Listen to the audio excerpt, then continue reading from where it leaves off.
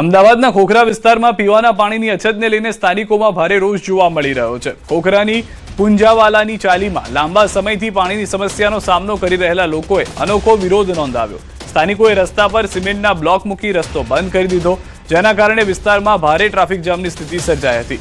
લોકોનું કહેવું છે કે વારંવાર રજૂઆત છતાં પાણીની સમસ્યાનો કોઈ ઉકેલ લાવવામાં આવ્યો નથી। ખાસ વાત એ છે કે આ સમગ્ર મામલો નવનિયુક્ત સ્ટેન્ડિંગ ચેરમેન કમલેશ પટેલના વિસ્તારમાં સામે આવતા રાજકીય ચર્ચાઓ તેજ બની છે। સ્થાનિકોએ તાત્કાલિક પાણીની સમસ્યાનો ઉકેલ લાવવાની માંગ કરી છે। સ્ટેન્ડિંગ કમિટી ચેરમેનનું કહેવું છે કે ઘટનાની જાણ થતાં જ સંબંધિત અધિકારીઓને સ્થળ પર મોકલવામાં આવ્યા છે। સમસ્યાનો ઝડપથી ઉકેલ લાવવામાં આવશે। શહેર મેગા સિટી બન્યું પણ તેમ છતાં પણ પ્રદૂષિત પાણીનો હલ નથી થઈ રહ્યો। જોઈ શકો દ્રશ્યોની અંદર કે ખોખરા વિસ્તારની અંદર જે લોકો છે, સ્થાનિક લોકોએ પોતાનો વિરોધ નોંધાવીને રસ્તાઓ ઉપર પથ્થર મૂકીને પોતાનો વિરોધ નોંધાવ્યો હતો। હું જે બતાવી રહ્યો છું, પુંજાવલની જે ચાલી છે એ ચાલીના લોકો છે તે રસ્તા ઉપર આવ્યા હતા અને પોતાનો વિરોધ છે તે નોંધાવ્યા હતા કે જે પાણી છે તે પ્રદૂષિત આવી રહ્યું છે, તેના લઈને રસ્તાઓ છે, આ બ્લોક છે, આ બતાવી રહ્યું, આ બ્લોક છે તે બ્લોક બતાવવામાં આવ્યા હતા અને બ્લોક મૂકીને આ પોતાનો વિરોધ છે તે કરી રહ્યા જોઈ શકે છે। મહિલાઓ પણ પહોંચી છે। આ છે પુંજાવાલાની ચાલી, જે ગેટ નંબર છે તેની અંદર લખ્યું શહેરના વિકાસ નહીં પણ પહેલા શુદ્ધ પાણી આપો, એ પ્રકારની માંગ છે કરી રહ્યા છે। આખો ટ્રાફિક છે તે રોકવામાં જોયું દ્રશ્યોની અંદર જોવા મળી રહ્યું છે કે ટેક્સ ભરાય તેમ છતાં પણ પાણી નથી મળતું। શેના માટે વિરોધ આજે બધા લોકો ભેગા થઈને કરતા હતા? પાણી બહુ બેટા ગંદુ આવે છે 4 મહિનાથી અને બહુ અમે હેરાન પૈસા નાના બચ્ચાવાળા 40 રૂપિયા રજક સાહેબમાં પોસાય નહીં। હવે અમે કામ ધંધા છોડી અને આવી રીતે અમે ક્યાં સુધી સહન કરતા રહીશું? 4 મહિનાથી પાણીનો પ્રોબ્લેમ છે, પાણી ગંદુ આવે છે, ગટરનું પાણી મિક્સ થાય છે। 4 મહિનાથી કમ્પ્લેન કરીએ છીએ, અરજી કરીએ છીએ, કોઈ સોલ્યુશન આવતું નથી। આવે છે, ખાડો કરે છે, પછી ગટરવાળા પાણીવાળાને ખાડો પૂરવા મોકલી દે છે, પાણીવાળા ગટરવાળાને મોકલી દે છે। હવે અમારે આમાં કરવાનું શું? આ જો જોઈ શકો છો, દ્રશ્યો બતાવીશ। આ લખ્યું છે પુંજાવાલાની ચાલી, મને વાંચવા દો। પુંજાવાલાની ચાલી અને ખોખરા આ વિસ્તાર છે અને એમાં ગંદુ પાણી આવે છે, ડેલી આ પાણી આવે છે, ડેલી આ પાણી 4 મહિનાથી આવે છે। આનું કોઈ સોલ્યુશન નથી। આનું સોલ્યુશન લાવશો તો અમે કોઈ રસ્તો રોક્યો હતો, રસ્તો રોક્યો છે આજે છેલ્લા 3 મહિના દૂષિત પાણી વાળી પહેલી અરજી 3 મહિના પહેલાની અરજી છે અને આ છેલ્લી અરજી છે, બરોબર? ત્યાં સુધીની આ બધી અત્યાર સુધી અરજી કરેલ છે મેં। આજે શું વિરોધ તમે નોંધાયો? સર, વિરોધમાં એવું હતું કે 3 થી 4 મહિનાથી આ જે પાણીની ગંદી સમસ્યા હતી, જે ગટરનું પાણી મિક્સ થતું હતું આપણા ત્યાં, તેની વારંવાર પ્રશાસનને આપણે રજૂઆત કરેલ છે। જે તે અધિકારી લાગતા વળગતા અધિકારીઓને આપણે પર્સનલી જઈને ઇવન ચાલીના સદસ્યો તેને મળીને વાતચીત કરેલી છે ત્યાં, આજે કરીએ, કાલે કરીએ, પરમ દિવસ કરીએ, એમ કરીને આના ડીલે કરતા હતા। પોલીસ 100%, 110%, કંઈક લોકો કમળાના કેસીસ છે, ઝાડા ઉલટીના કેસીસ છે, જે કોર્પોરેશનથી લઈને હર્બન સેન્ટરથી લઈને વૃક્ષપણી હેસિબન એના કેસો પડેલા છે, પણ આ લોકોની આંખો ઉઘડતી નથી। અમદાવાદ શહેર ગુજરાતનું સૌથી મોટું મહાનગરપાલિકા છે, સ્માર્ટના દાવા કરે છે, પરંતુ સ્માર્ટ એપ્લિકેશનનો કદાચ ઉપયોગ માત્ર ટેન્ડર પૂરતો જ થતો હોય તેવું અહીં લાગી રહ્યું છે। કમલેશ સાથે પ્રણવ પટેલ, ન્યૂઝ 18 અમદાવાદ। અમદાવાદના ખોખરા વિસ્તારની અંદર લોકો છે રસ્તા ઉપર આવીને પોતાનો વિરોધ નોંધાવી રહ્યા હતા કે તેઓને પ્રદૂષિત પાણી મળી રહ્યા છે। જોડાયા છે સ્ટેન્ડિંગ કમિટીના ચેરમેન કમલેશ પટેલ।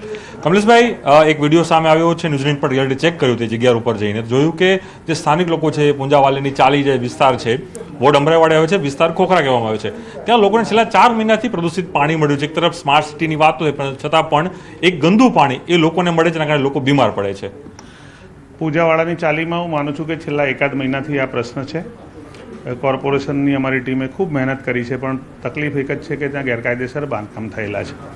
જે લાઈન ઉપર બાંધકામ છે એ બેનને છેલ્લા 15 દિવસથી આપણે કન્વિન્સ કરી રહ્યા છે, કારણ કે એનો ઓટલો અને એનો ભાગ તૂટે તો જ કામગીરી કરી શકાય એમ હતી। ખૂબ સમજાવટના અંતે આજે સવારે બેન કન્વિન્સ થયા હતા અને આવતીકાલ સવારથી આ કામ કરવાનું આયોજન પણ હાથ પર લીધેલું હતું, છતાં પણ ત્યાંના લોકો જે છે એમની લાગણી ક્યાંક હતી।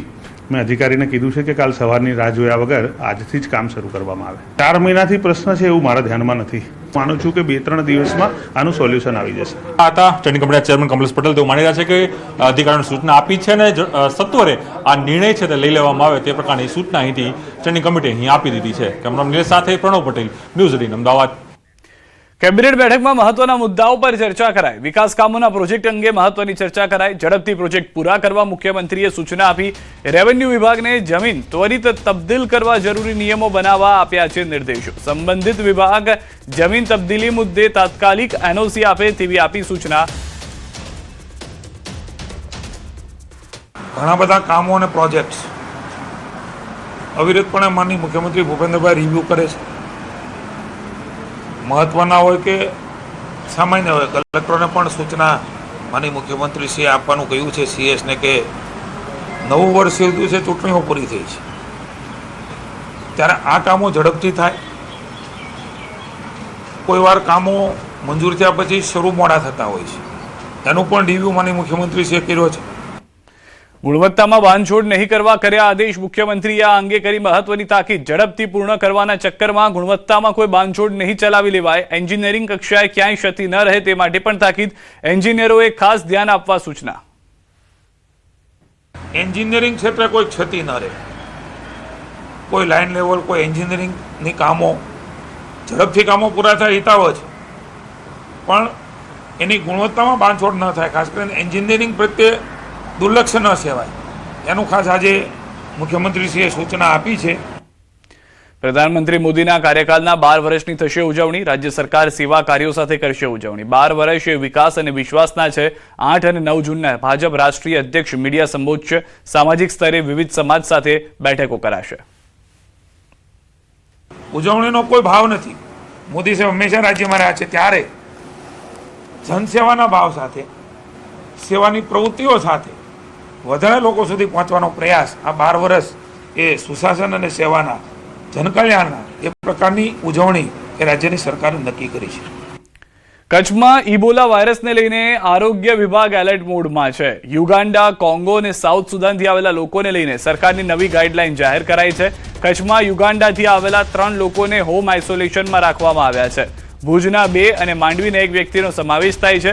વિદેશથી આવેલા લોકોને 21 દિવસ સુધી સેલ્ફ ડિક્લેરેશન સાથે હોમ આઇસોલેશનમાં રહેવું ફરજિયાત છે. આરોગ્ય વિભાગની ટીમ દરરોજ તપાસ અને મોનિટરિંગ કરી રહી છે. ઇબોલા વાયરસના સંક્રમણને અટકાવવા સરકાર દ્વારા સાવચેતીના પગલાં તેજ કરવામાં આવ્યા છે.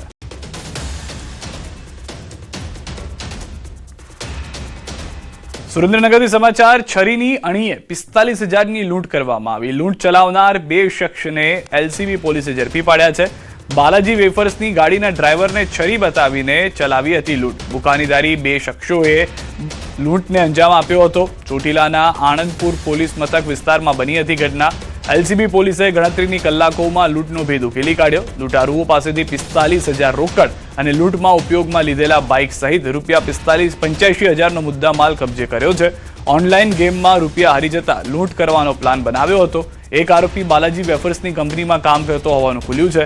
તેણે જ માલ દઈ પૈસા લઈ આવતી ટ્રકની જાણકારી આપી હતી, જેથી તેણે તેના ડ્રાઈવરને જ લૂંટી લેવાનો પ્લાન બનાવ્યો હતો. આમે જે એક આરોપી છે વિશાલભાઈ જગાભાઈ ગરિયા, જે બાલાજી વેફર્સની જે કંપની છે, આ કંપનીમાં ત્યાં કામ કરતો હતો. તો કંપનીના જે ટ્રક અને બીજા બધા આમે કેટલા પૈસા હોય અને કેવી રીતે આની મુવમેન્ટ હોય, આ તમામ આને ખબર હતી. તો આ આધારિત બંને જે આરોપીઓ છે એ ભેગા થઈને અને પ્લાન કર્યો, અને પ્લાન કરીને અને રસ્તામાં એ લોકો ટ્રકનો પીછો કરીને અને ટ્રકને રોકાવીને અને જે ડ્રાઈવર હતો આને છરી બતાવીને અને આ પાસેથી એ લોકો લૂંટ કરી હતી. તો હાલમાં બાલાજી વેફર્સની ગાડીના ડ્રાઈવરને કઈ રીતે ફસાવવો, તમામ મુદ્દાને ધ્યાનમાં રાખીને આખું પ્લાનિંગ કરવામાં આવ્યું હતું.